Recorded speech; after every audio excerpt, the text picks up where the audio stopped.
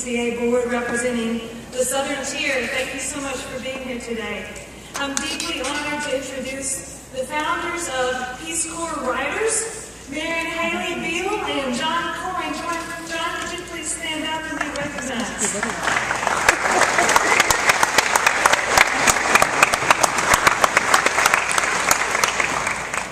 I've heard that John was named the unofficial Peace Corps historian by Sergeant Shriver, and that he certainly is.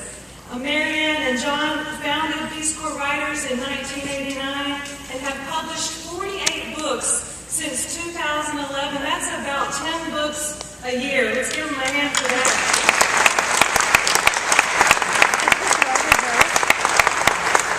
Nobody's sitting there now. Peace Corps Writers are authors whose books were influenced by their Peace Corps experience.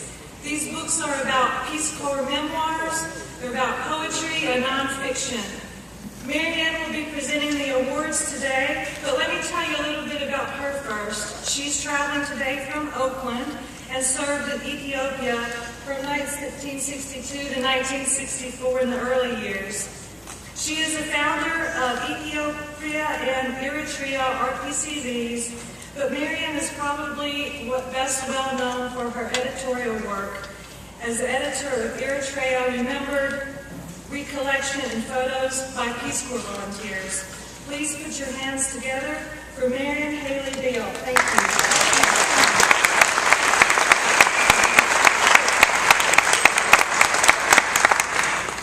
The awards that I'm giving today are called the 2016 awards, but they are for books published by Peace Corps Writers. That's a lowercase w. During the year 2015. The first award that I would like to announce is Marrying Santiago by Suzanne Adam, who served in Colombia from 1964 to 66. And she is her book is the winner of the Moritz Thompson Peace Corps Experience Award. This Peace Corps memoir is that and much more. It is the story of Suzanne's 4 decades of marriage to her Chilean husband, Santiago, and to Santiago, Chile, the capital of her adopted land. In this book, Suzanne both courageously and sensitively reveals the evolution of her feelings about marriage, family, and politics. As an RPCD and a Chilean resident, her perspective is far different from that of the traveler or reporter who merely stops on the way through. Suzanne has lived Chilean history since her marriage in the early 70s.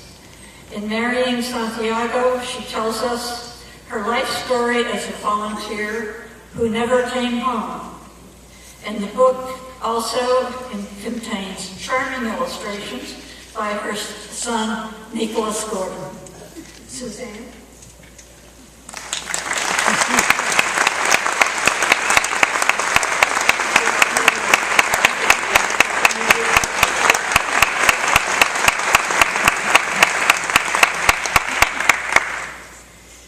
Secondly, I'd like to announce the award for the winner of the Best Short Story Collection.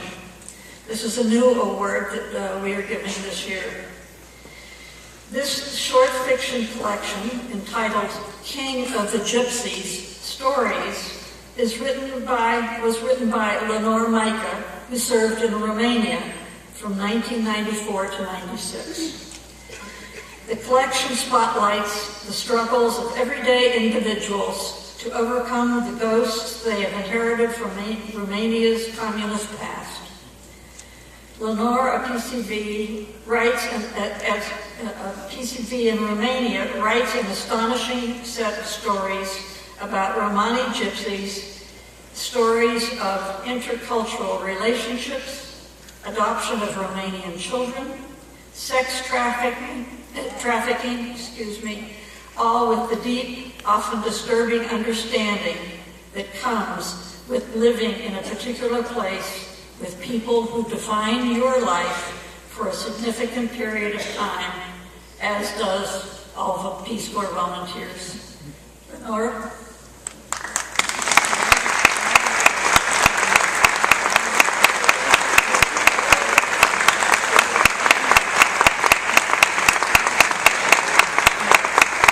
I'd like to announce the balance of the awards that we have given.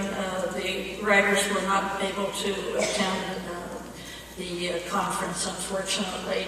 I do want to mention, I don't know if it was mentioned before, but over the years, there have been published by all sorts of Peace Corps writers, there have been published 143 Peace Corps experience books.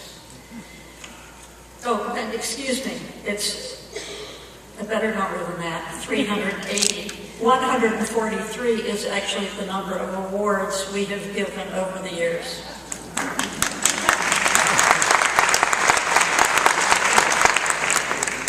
The other winners are The Great Surge, The Ascent of the Developing World by Stephen Radelet, who served in Western Samoa from 1981 to 1983.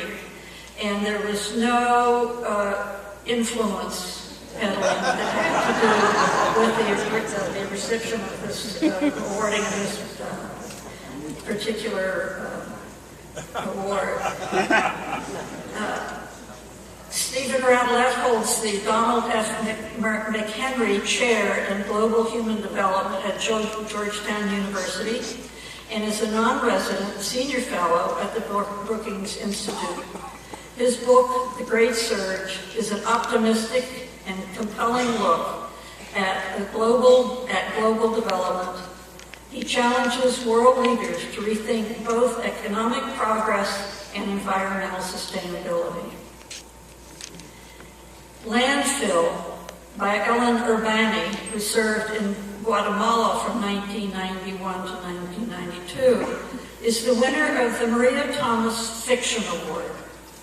In her uplifting debut novel, Ellen depicts the destinies of two teenage girls, one black, one white, as they experience the convergence of Hurricane Katrina in New Orleans.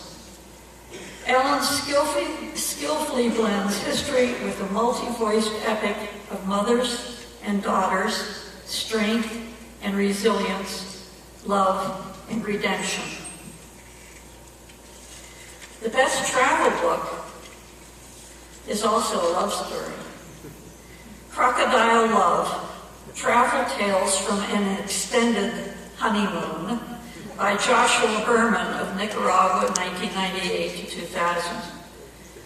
In this book, Joshua recounts the quests, encounters, and mishaps of their extended round-the-world honeymoon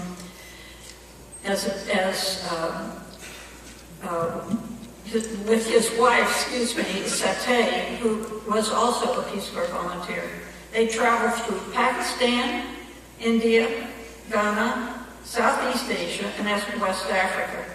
It is a memoir of a long honeymoon that is not, however, a long list of sights seen, but is a nuanced story of life experiences in places that even today remain remote to most Westerners, but not to our PCVs who've been there and have tales to tell.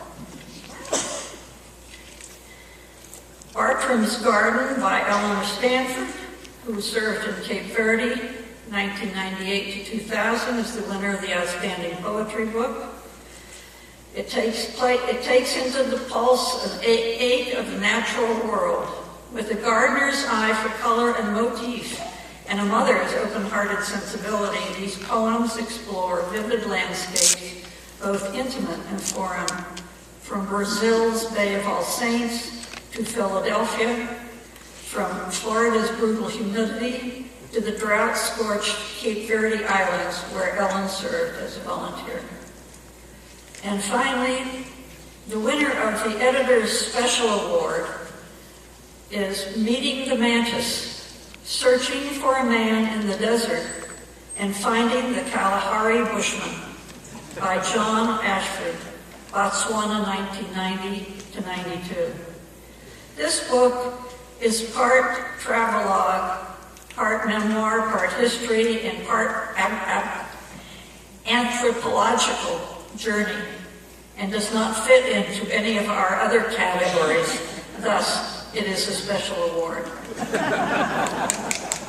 It is the first-person account of John's journey to Botswana when he served as a PCV, and it's a glimpse into the lives of today's Botswana Bushmen.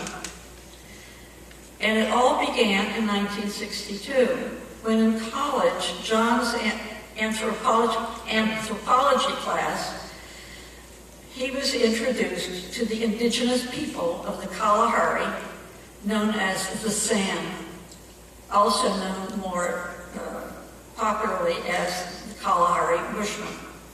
Their peaceful way of life and his childhood memories of learning about them resulted in a lifelong fascination with the people. Then, in the 1990s, by the greatest stroke of luck, he and his wife Jen were assigned to Botswana as volunteers.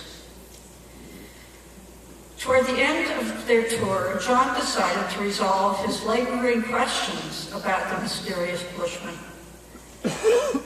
Reading an article in Botswana about the elderly white man named Freddie Morris, who had lived with Bushmen for 70 years, John's curiosity was further piqued, and he persuaded his wife Jen to set out into the Kalahari Desert and find Freddie. Encounters with locals, African wildlife, and finally with Freddie fill out their journey. It is a wonderful, thoughtful exploration of indigenous peoples and how they are dealt with even today in countries around the world, and it is a terrific book. Thank you all